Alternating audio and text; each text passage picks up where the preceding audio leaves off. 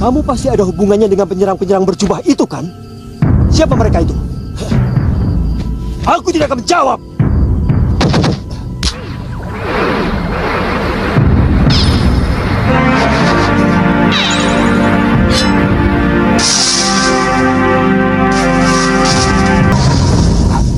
Keris pulang geni.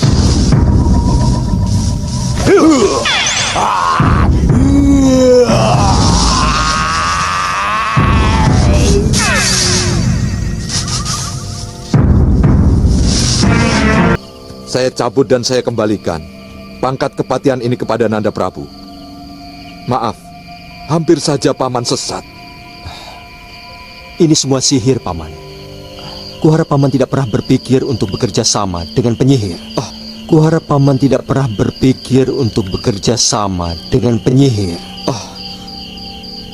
Tidak. Tidak, Nanda Prabu. Tidak.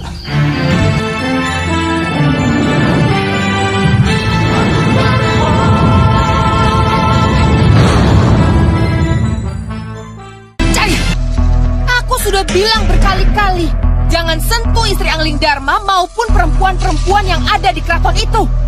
Tapi kamu nekat.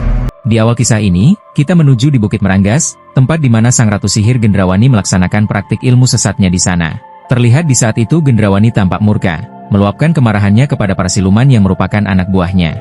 Ia menilai mereka telah melanggar perintah yang telah ditetapkannya, yang mana mereka sebelumnya ditugaskan untuk satu tujuan utama, menargetkan Angling Dharma dan Batik Madrim sebagai sasaran utama. Namun, para siluman tersebut justru bertindak di luar kendali. Mereka menggoda istri Angling Dharma serta para perempuan lain yang berada di wilayah Malwapati. Akibat tindakan ceroboh itu, kekuatan sihir yang telah dibekalkan kepada mereka menjadi tidak lagi efektif. Mereka pun tumbang dalam pertempuran melawan Angling Dharma. Kegagalan ini menyebabkan rencana besar Gendrawani dan sekutunya Singamaruta untuk menguasai Malwapati sementara harus kandas. Penyamaran mereka terbongkar, dan siasat yang telah disusun dengan matang pun hancur berantakan. Atas kegagalan tersebut, Gendrawani tidak menunjukkan belas kasihan. Ia segera menjatuhkan hukuman kepada para anak buahnya yang bersalah dan melenyapkan mereka tanpa ampun.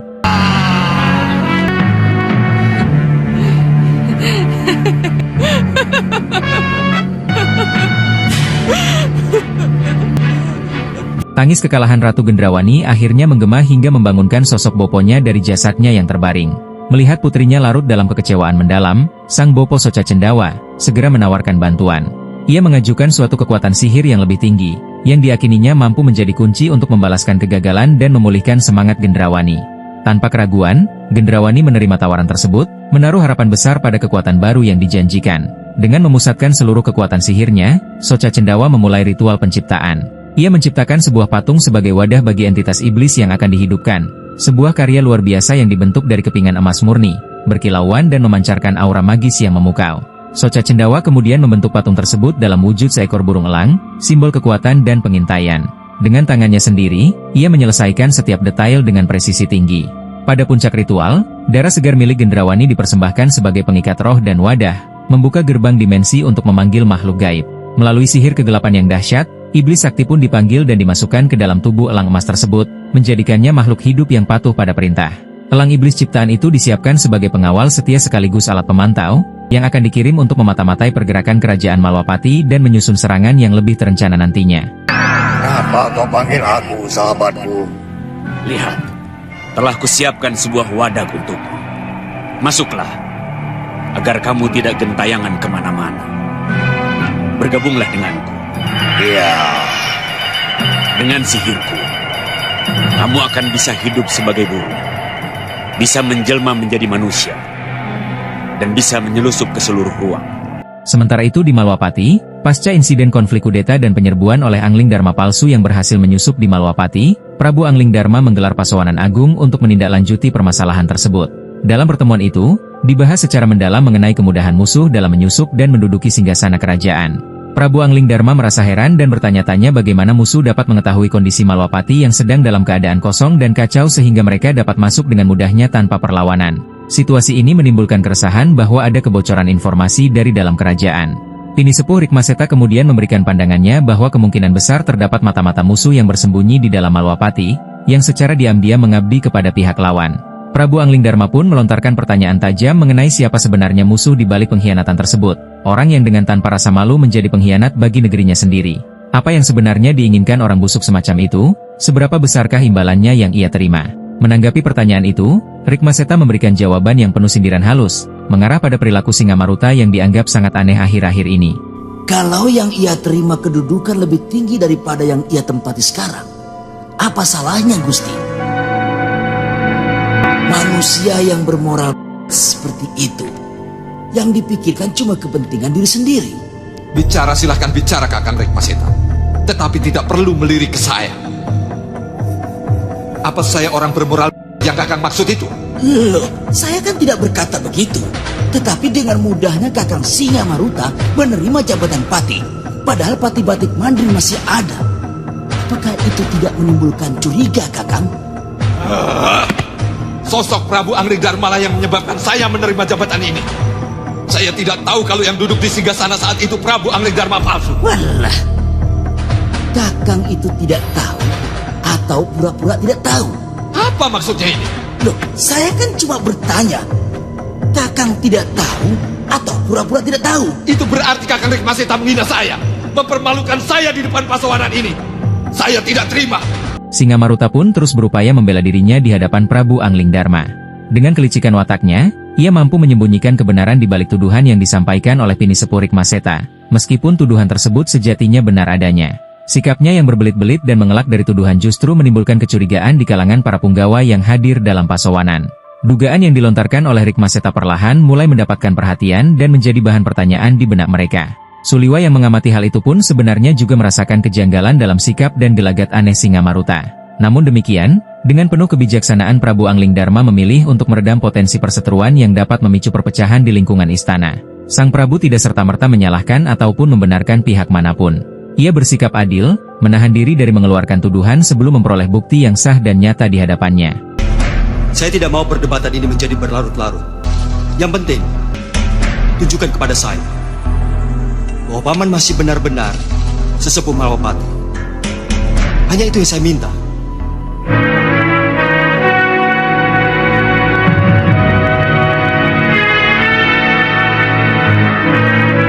Usai perselisihan yang terjadi dalam Pasawanan Agung di Malwapati, Singamaruta langsung menuju ke Bukit Meranggas untuk menemui sekutunya, Ratu Sihir Gendrawani. Di sana, ia meluapkan kekesalannya atas kegagalan rencananya yang mulai tercium baunya, terutama dari sosok Pinisepu Rikmaseta yang mulai mencurigainya sebagai dalang dibalik berbagai pengkhianatan yang terjadi di Malwapati. Ratu Gendrawani pun turut merasakan kekecewaan tersebut. Ia tidak menyangka bahwa Prabu Anglingdarma dan Batik Madri merupakan sosok yang memiliki kesaktian tinggi, sehingga tidak mudah diperdaya oleh iblis-iblis suruhannya, apalagi dikalahkan dalam pertarungan. Kekalahan demi kekalahan membuat Gendrawani semakin bertekad untuk membalas. Sebagai bentuk komitmen atas kerjasama mereka, Gendrawani pun berjanji kepada Singamaruta untuk segera melancarkan teror terhadap Malwapati. Kali ini, ia berencana mengerahkan elang sakti yang baru diciptakan oleh Sang Bopo, Soca Cendawa. Dan di malam itu juga, sebagai uji coba perdana, Gendrawani membangunkan boponya dan memohon agar elang emas yang baru saja diciptakan segera digerakkan menuju wilayah Malwapati. Tujuannya adalah untuk mengawasi seluruh aktivitas kerajaan, khususnya di pusat pemerintahan, serta menciptakan kekacauan yang akan mengguncang ketentraman Prabu Anglingdarma beserta seluruh penghuni Malwapati. Tiba saatnya aku melihat kelemahanmu, Anglingdarma. Ayo, suruh dia pergi. Pergilah, laksanakan tugasmu. Pada malam itu, di kerajaan Malwapati, elang iblis utusan Ratu Gendrawani mulai menjalankan misinya. Dengan keahlian yang dimiliki, burung elang tersebut menyusup ke kawasan istana dan dengan sengaja menjatuhkan sebuah benda di dalam kedaton. Insiden tersebut mengejutkan Prabu Anglingdarma, yang saat itu tengah bersama permaisurinya yang hendak melakukan adegan kungfu Jepang. Sontak hal itu pun menggagalkan waktu kebersamaan mereka. Tersentak oleh kehadiran burung tersebut, Prabu Anglingdarma segera keluar untuk mengikuti arah terbang elang misterius itu. Ia kemudian memerintahkan para prajurit istana untuk segera menangkap burung yang dianggap lancang tersebut. Namun, meskipun para prajurit berusaha keras melepaskan anak panah ke arah elang iblis itu, tak satu pun senjata mereka mampu mengenainya. Ternyata, elang tersebut memiliki kekuatan gaib yang membuatnya kebal terhadap senjata biasa. Bahkan sebaliknya, burung elang itu justru melakukan serangan balasan. Dengan kekuatan cakarnya yang luar biasa, elang iblis tersebut melukai beberapa prajurit Malwapati, meninggalkan luka-luka yang cukup parah hingga ada yang tewas di antara mereka. Melihat kekacauan yang terjadi, Prabu Anglingdarma mulai merasakan adanya aura magis yang mengganggu keseimbangan energi di sekitarnya. Ia menyadari bahwa elang tersebut bukan makhluk biasa, melainkan hasil sihir, burung jadi-jadian kiriman pihak tertentu. Namun demikian, Sang Prabu belum dapat memastikan siapa sosok di balik kiriman burung iblis tersebut. Burung itu bukan burung yang sebenarnya. Dia pasti kiriman seseorang. Tapi siapa?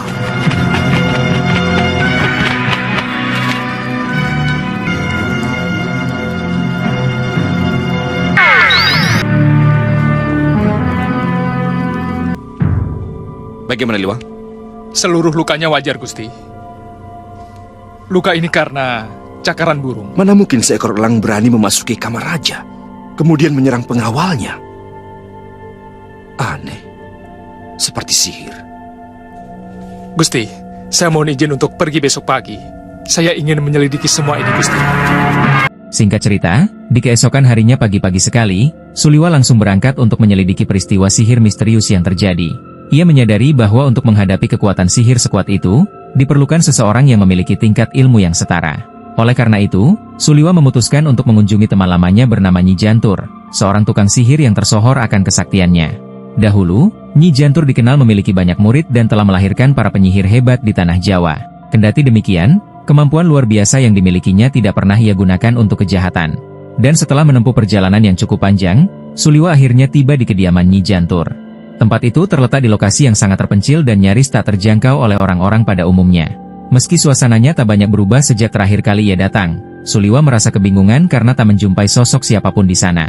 Ia kemudian memukul kentongan yang tergantung di halaman rumah itu. Tak berselang lama, makhluk-makhluk ciptaan Nyi Jantur muncul dan langsung menyerang Suliwa. Tanpa pilihan lain, Suliwa terpaksa menghadapi serangan sihir yang menyelimuti tempat itu. Di tengah perlawanan tersebut, terdengar suara Nyi Jantur yang akhirnya menyahut, menanggapi kehadiran sahabat lamanya itu. Ini sihir yang aku hadapi tidak nyata. Betul, Suliwa. Kalau begitu, katakan kelelawar kalian. Nyi Jantur? Ya, kelelawar kalian.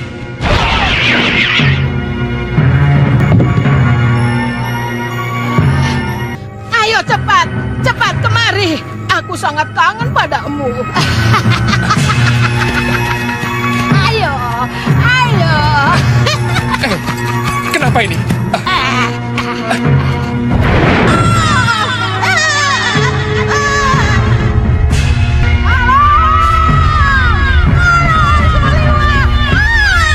Tidak! Nyi Jantur! Nyi Jantur!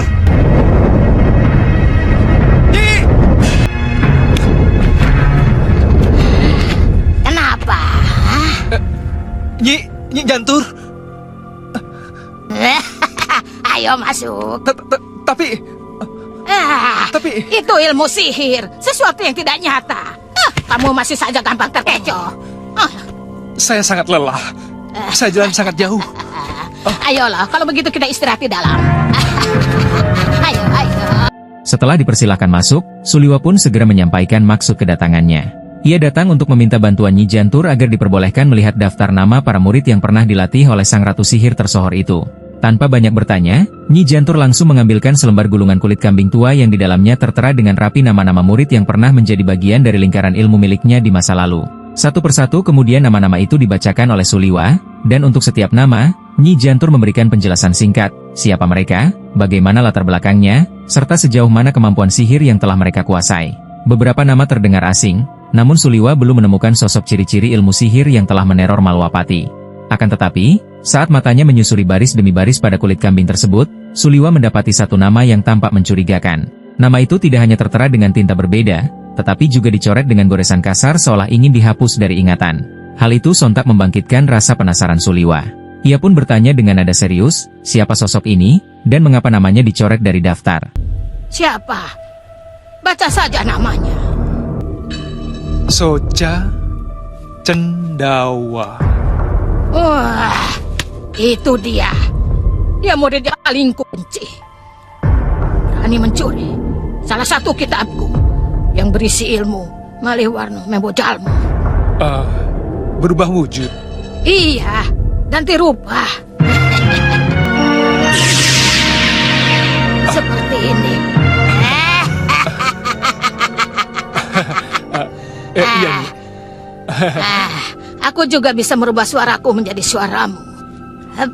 Apa kabar? Namaku Seliwa. Iya. Gampang kan? Iya. Oh iya, ini mengenai Soca Cendawa, Nyi. Aku tidak Di mana tahu. dia sekarang? Tapi kabar terakhir, ia di tangan Patih Batik Madrim. Gara-gara rebutan keris pulang geni. Dia punya anak, Nyi. Kenapa malah nanya anaknya segala? Aku tidak rela kalau kamu berhubungan dengan perawan tua itu.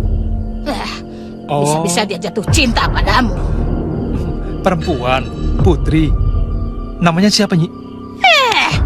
Malah nanya nama segala. Nyi Jantur sebenarnya agak keberatan menjelaskan sosok Soca Cendawa tersebut, karena ia sangat kecewa terhadap murid yang satu itu karena kelakuannya. Meskipun kabar yang beredar menyatakan bahwa Soca Cendawa telah binasa, Suliwa merasa belum ada kepastian. Ia merasa harus mengetahui lebih jauh, terutama mengenai sosok putri dari Soca Cendawa, seseorang yang kemungkinan besar memiliki keterkaitan dengan kekacauan yang kini tengah mengancam Malwapati.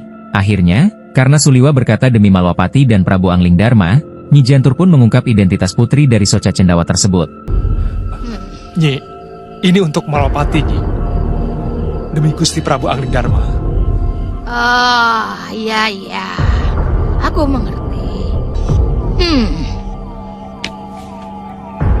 Gendrawani. Gendrawani? Iya, Gendra itu ribut. Wani ya berani. Jadi berani ribut. Makanya kamu jangan sampai kenal dengan dia. Kalau dia sampai jatuh cinta padamu, dia bisa memelet kamu.